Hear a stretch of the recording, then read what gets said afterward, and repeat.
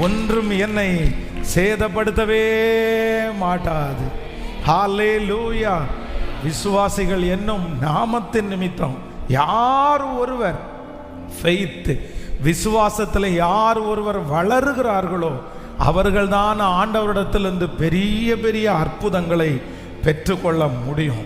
நம்முடைய வாழ்க்கையில் பெரிய அற்புதத்தை பெற்றுக்கொள்வதற்கு நம்முடைய விசுவாச அளவுதான் காரணம். அருமையான தேவனால் மிகவும் வல்லமையாய் பயன்படுத்தப்பட்ட பாலியாங்கி சோய் என்கிற ஒரு தேவனுடைய ஊழியக்காரர் ஜெபம் பண்ணும்போது அவர் பெற்று கொண்டேன் என்று விசுவாசிப்பாராம். சில காரியங்கள் அவருக்கு தேவைப்படும் போது அவர் ஜெபம் பண்ணிட்டார்னா அவ்வளோதான், எனக்கு கிடைச்சிருச்சு.